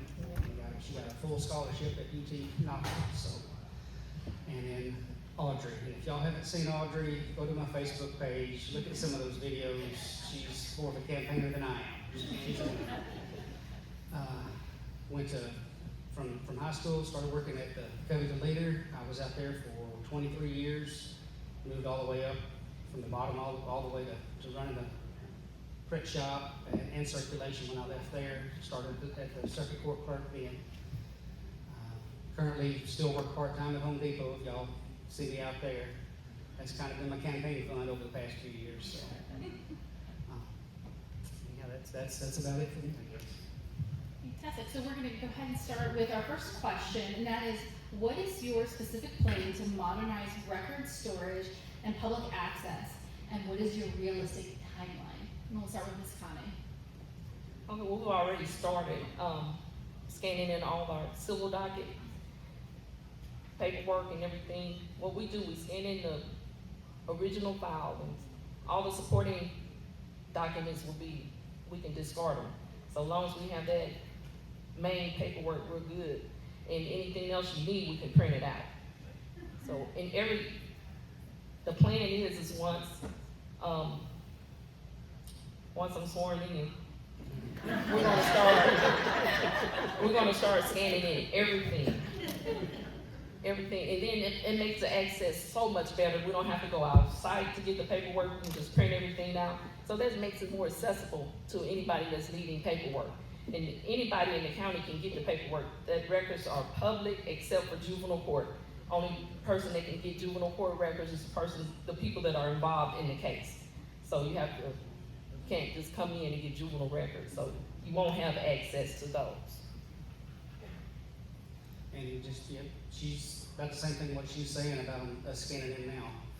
Mike got us all scanners here just not long ago, so we're scanning stuff more on a regular basis now. Started scanning in some of the general sessions as we can. Right now, the manpower is kind of down here this past few months, but hopefully that'll change. I started talking to Lauren Fletcher with Tri-County, I guess you could say, school systems, where they have programs for the high schoolers to try to get some internship. And hopefully we can get that going here next year or so. You get some interns coming in where we can get some office work done and take some of that off of the clerks itself. I think what we all want is to, so right now you can go on to the Tipton County case search and you can say, okay, Echo goes to court on this day, and this is what happened. You can see kind of some of the disposition on some, and it goes back a very long time. But we want to download those affidavits, like Shelby. Well, that's the point. That's when I said we're gonna start scanning in everything, and that will be available to the public. Well, I take that back. You have to have a subscription to get the affidavits. Everything else is available on TNCRT info. You can go in, you can look if people have civil records, if they have criminal records, all that's available now. Got it, okay. But you have to have a subscription, and right now we're only giving the subscriptions to attorneys' offices and businesses. And it's free to them for right now. So, yeah, since you have a business, you can come, just call me and I'll give you a subscription. Since we allowed her extra time, do you want to add anything? Oh, you're fine. This is fine. All right, so you both spent years as deputy clerks in this office. One of you for 41 years, one of you for 15 years. Rather than the length of service, what specifically have you done in that time that qualifies you to run the office? And certifications, yeah. Okay, sorry. Well, part of it's the good relationships I've created with just about all the agencies, the sheriff's department. I was talking with him last week about there's some of I think Shelby County has some inner workings between the clerk's office and the sheriff's department where they can share information back and forth, and that would help us tremendously, because right now the dispositions we're doing in the courtroom, we have to write them down and turn it back into the sheriff's department. But along with that, bonding companies, I've got a great relationship with them. They come to me a lot of times on getting everything done. But as far as getting everything done in the office, we're all pretty smooth on what we do. I don't know more specifically what you're after. It's my turn. Okay. I would say what qualifies me to run is that the experience that I've had. It's like on-the-job training that I've done over the years. And I'm familiar with all parts of the court. I'm familiar with juvenile court, I'm familiar with general sessions court, and I'm also familiar with circuit court. I help in all of those areas. And being the bookkeeper, I know the financial. And I think that's one of the most important parts, is that every month I do the reports. I know when they're due, I know where they go, in the time frame that I have to have them completed. So knowing all the financials and being able to make the entries, I feel that's very much one of my qualities. And plus, like I say, knowing hand-on and how to sit at pretty much everybody's desk and do what they do. Because that's how we learned when I first started working at the age of 19. We was trained to do everything in the office. All right, and then our last question. So people walking into this office are often dealing with something stressful, whether it's a court case, a fine they don't understand, a license they can't get reinstated. What does good customer service look like in that setting, and how do you train staff to deliver it? What it looks like is, first you got to listen to what they're asking for. Then once you identify the problem, you try to solve the problem. If they're needing to get their license reinstated, we have access to the Department of Safety portal that we can pull it up and tell exactly what has their license suspended. So then we look at the paperwork and tell them, hey, you can either do a payment plan, or you go to the DMV and see if you're even eligible. A lot of times they're not eligible for a payment plan to drive, so they have to come back and get a restricted license. So you deal with the problem, and you have to be professional, and you have to have patience with people, and also compassion, because like you said, when they're coming to the office, it is stressful. The job that we have that people don't, a lay person don't know, or regular people don't know, is everything in our office, most of it is a problem. You know, you either got a criminal charge, or you got a civil charge, that you owe money, so you are stressed. So therefore, we, to be professional and compassionate, I think it takes a lot of compassion, and one thing, you treat people the way you want to be treated. And you take time with them and you help them solve their problems, and you go beyond. Now, I will say for myself, I go beyond the call of duty to make sure that people are taken care of. So thank you. There again, kind of the same thing with what she's saying. Sometimes we have to step in. It was just the other day, it was one of the girls over there was having an issue with one of the guys that were coming up and getting a little irate. And sometimes you just have to slide over there, step in, and just another face, somebody telling them it's the exact same thing, but hearing it from a different person, sometimes they'll listen and they'll understand a little bit better. Other than that, I don't know as far as what else. And I said that one was our last question, but I just thought of another question. So what is it so when we're looking at circuit court clerk, a lot of people don't know what that is. So do you guys want to explain kind of what you guys do all day? Circuit court clerk, we are record keepers. We take filings, we collect money, we pay taxes, we turn over basically about $1 million every year to the county. It might not be that much because we have to pay the county, we have to pay the state. We assist the judge, of course we assist customers, but our main thing is we're record keepers. So we keep up with the records, and we have records from 100 years ago. And can I say something else right quick? Sure. What we call them, chief daughter, county mayor daughter, we need an archive. Thank you. I've heard that from the museum as well. They want an archive, go talk to them. We may have talked about this already. The last time I went to pull an archive out of the old school, I won't say the whole location, but when I was pulling out, I'll text him. I said, if I get through this, the first thing I'm coming after is somewhere to store our stuff.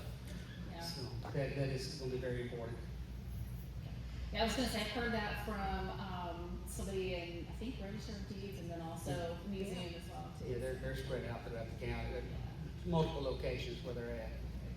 We need much better air conditioning, or just some kind of storage facility than just collecting dust in the back crooks of everything. Fantastic. Well, thank you guys so much. I appreciate you.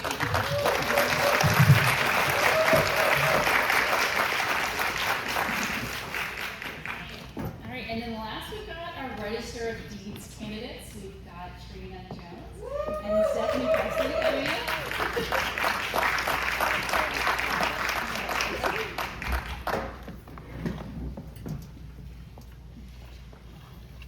All right, once you guys get settled, I'll let you guys go ahead and introduce yourselves. We'll start with Trina, and we've had kind of issues. You have to hold the mics a little close.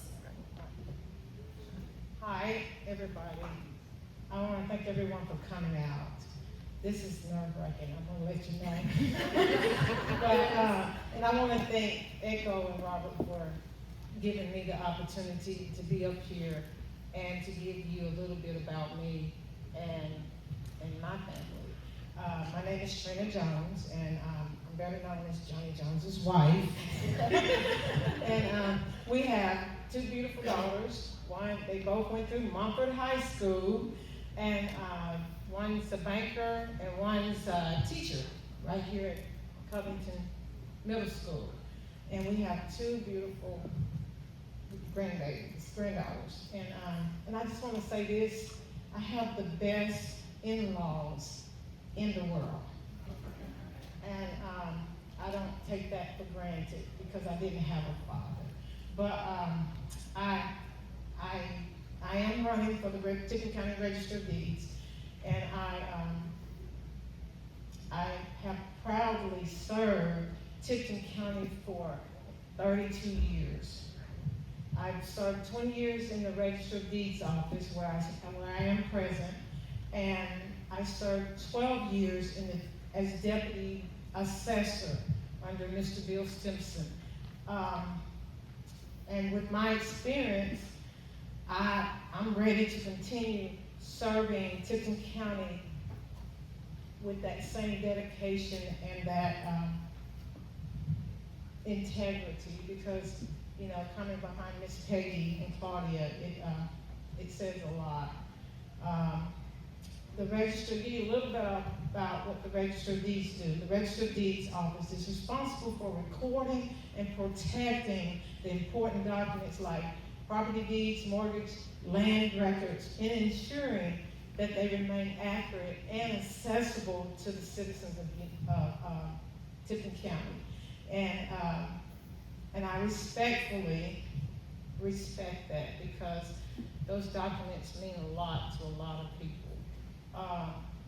With that being said, I respectfully ask for your support and vote on August the 6th. My name is Stephanie Presley. I am a lifelong resident of Covington. My parents actually moved here from Brownsville, or if you are from Brownsville, they call it Brownville in Brownsville. Before I was ever a year old, I lived here in Covington, in the city of Covington, for, 26, 27 years before I moved out to the county. I now live in Burleson. My parents were Barbara and Charles Presley. Some of you may know my mother from Dr. Hyatt's office.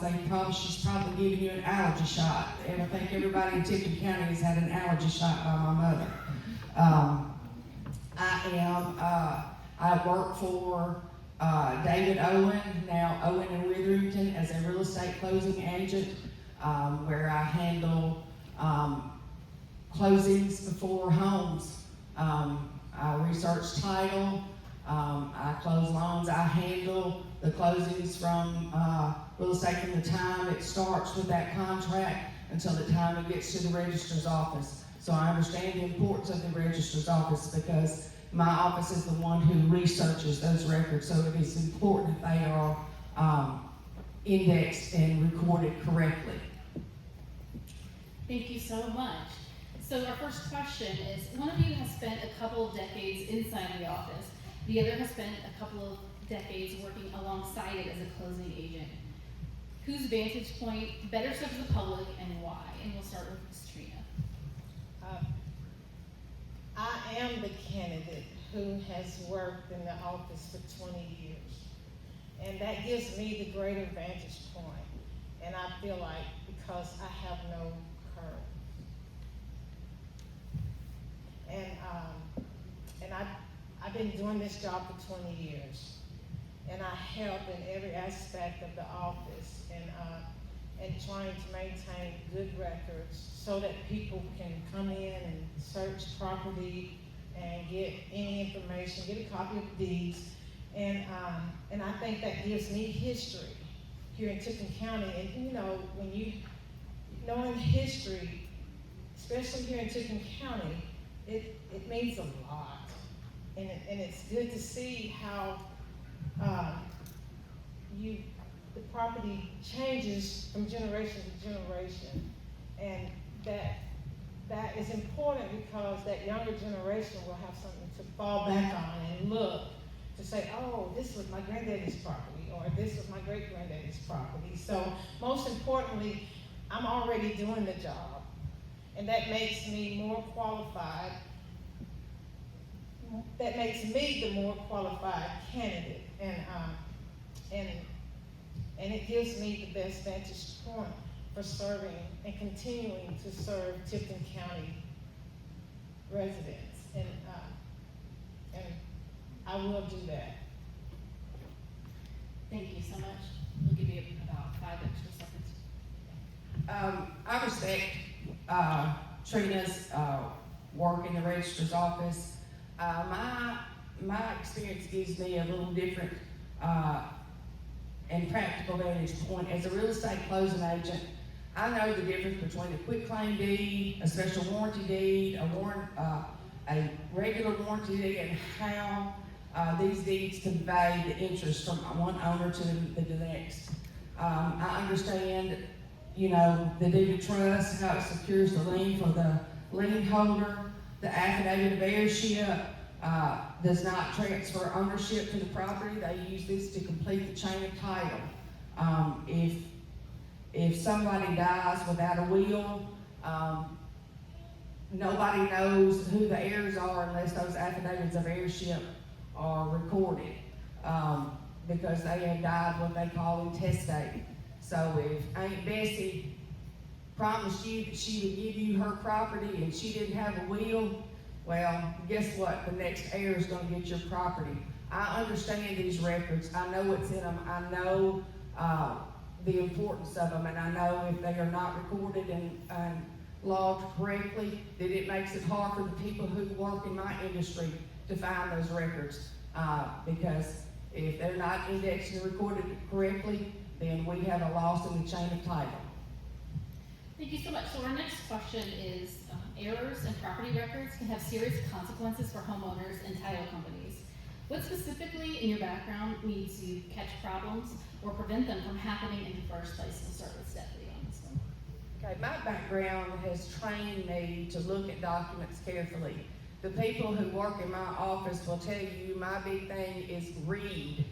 Read, read, read, because I know what can happen when something goes wrong. As a closing agent for more than 25 years, I have dealt with names, legal descriptions, signatures, acknowledgments, title work, lender's requirements, recording details. I understand the preparation, that incorrect indexing and recording, it can make it hard to find those records in the future, which creates a ripple effect that causes homeowners, buyers, sellers, lenders, attorneys, all kinds of problems in the real estate world. That is why I'll bring careful attention to detail in this office. Again, I'm going to say this over and over. I'm already doing the job. So if an error is made, we're all going to make a mistake. And mistakes, they're fixable. And I do know we already have in place internal checkpoints. We do checkpoints, and we do more than one checkpoint when a document is recorded, because we're typing on a computer all day, and sometimes you get tired, sometimes you hit the wrong button, you didn't dot that I, you didn't cross that T. So those checkpoints helps us to make sure that the errors are corrected in a timely manner. And we try to do that before the next day. And then we have a printout of everything that we did the day before, and we read that. We read word for word. And that's how we check our errors, and we try to get them corrected in a timely manner. And we do a great job with that. I know a lot of people would, if the chain of title somehow get through, we do have some attorneys that will call and say, hey, that's misspelled, or that name is misspelled. So we can unlock the document by the law, by the state law, and we can address the date, the time, and the day that we made those corrections. But not very many, because Claudia is very tight on that. But, and I will be the secretary. Sorry. I wanted to give you about 10 extra seconds to add anything, if you wanted to add anything, Stephanie. Or have you already answered the question, or? Yeah, I've Yeah, already. you did, okay. I don't know if you had. I'm good. Because okay. All right, and so our last question is, the current and previous registers of deeds have both been spoken of very highly, and this office has had continuity for decades. What specifically do you preserve from how it's been run, and what do you change? Well, me? Yes. Okay. Having been under Claudia for 20 plus years, she's kept great records. And we've all take the right steps according to the law. And from her, the way she keeps records, and the way Miss Peggy Spain, the previous register, kept records, just keeping the records, it leaves I mean, there's not much you have to change, because they set the standard and they put in place, I'm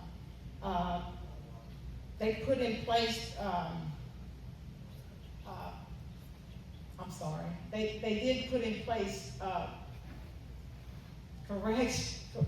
place of, I'm sorry, let me get right, a little nervous, but they put in place the standard, and that standard is there, and I plan to follow that standard. And they both were thorough and passionate about what they did, and they kept great records. And I can say it like this: Miss Peggy taught Claudia, and Claudia has taught me. And she's groomed me whether she knows it or not. I appreciate everything that she has taught me, and I feel like I'm ready to do the job and continue serving the Tipton County resident. Sorry, I'm a little nervous. And I'm ready to do the job and continue serving the residents of Tipton County. Thank you so much, and we'll give Stephanie the same amount of time to respond. I believe you gotta give credit where credit is due. Miss Peggy Spain and Claudia have served the citizens of this county extremely well. I can't even begin to give them enough praise that they deserve. I'm gonna preserve the commitment to accuracy, the courteous service they've always given, the respect to the records that they've always given. Property records are too important for unnecessary disruptions. Preserving what works doesn't mean just standing still. I would look for practical ways to improve efficiency, communication, accessibility, and organization of the office. My goal would be to respect the foundation and to protect the records and serve the people well and move the office forward for any improvement it needs. Fantastic, thank you so much, and that wraps up your segment for the evening. Thank you.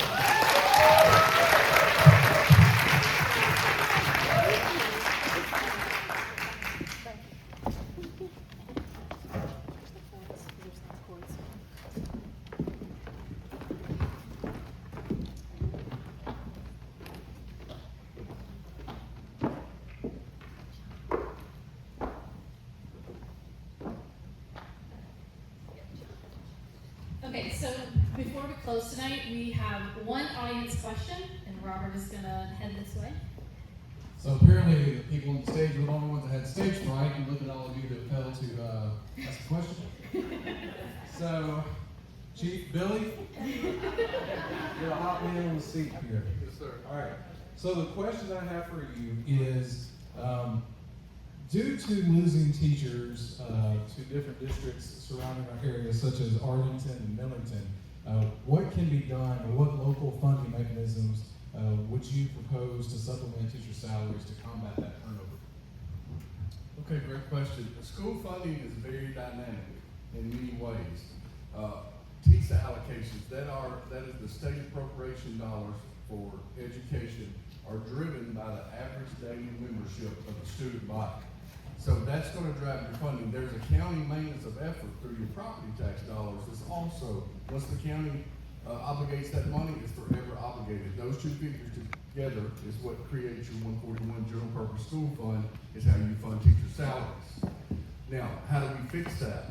Well, we have to, if we're going to do like the municipalities, I think it was mentioned, Millington, Arlington, Collierville, Lakeland, those districts, what do they have that's drawing teachers to their districts?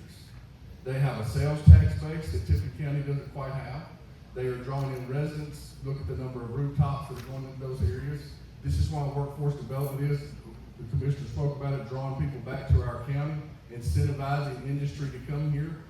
The growth has got to happen if you're gonna grow those type things. Otherwise, listen, Tipton County Schools is the 14th largest school district in the state, $154 million budget, closing out fiscal year 26. That's a lot of money and a lot of obligations across the district with 1,500 employees. We'll never pay teachers, we'll never pay police officers, or anybody that serves the public enough money. I think you'll all agree with me on that. But there's gotta be a baseline. We've got a lot, listen, I'm married to a teacher.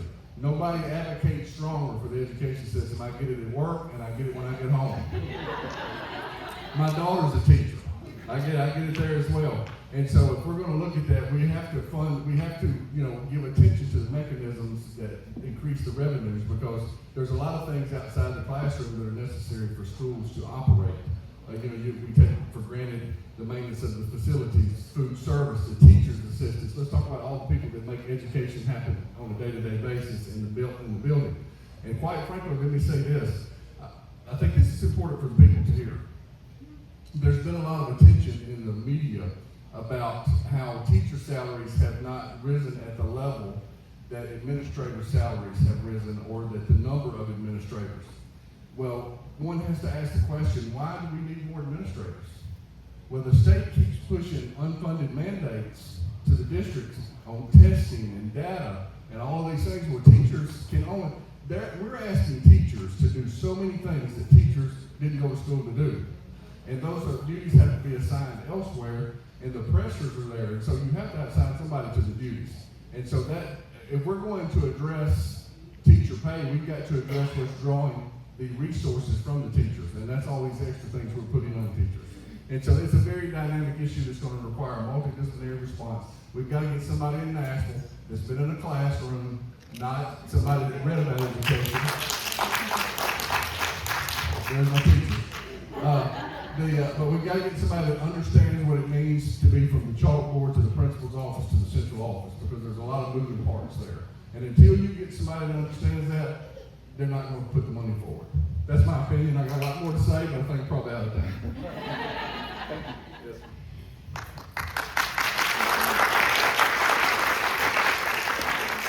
So before we close out, I know we went over time. We had planned for like an hour and a half, and when I moved the camera, it said 2 hours, so I'm really sorry. But I wanted to thank the candidates who came out tonight. You didn't have to come, but you did, and we appreciate you. So let's give them all a hand. And it's easy sometimes as a member of the public to say, just have them come up here and just spitball and just give them an answer. It's really difficult. The lights are in your eyes, you're very nervous, and it's very hot up here. I don't know if it's very hot up here. So thank you guys for participating, and we also, of course, want to thank the voters who are here. We really appreciate you, and we hope that you guys have maybe made some decisions if maybe you were undecided. Before we close, I did want to point out we do have another race, a really important race that is on the ballot. That is the District 81 seat. Neither of the candidates, we've got Brett Giannini and Jason Fleming, neither of them chose to participate today. But Deborah Moody is retiring after 14 years in that office. They did complete the candidate questionnaire and will appear in our voters guide. That will come out next week. And early voting does start next Friday on the 17th, I guess. It's 10 days from now. And so we hope that you'll check that out and read what they have to say. And if you don't vote during early voting, election day is August the 6th. I'm an election day voter. He is an early voter, so we can switch off. So do with that which you love. Thank you guys so much. I also, before we close out, I want to thank Robert. I want to thank my mom who's here. You can see it if you want to. And then we also have kids that are running around. Like one of them's right there. And thank you guys so much for your help. And thank you especially to the Ruffin for allowing us to have this here. We appreciate your work and offering this to us, this venue to us. Thank you guys so much. Great job.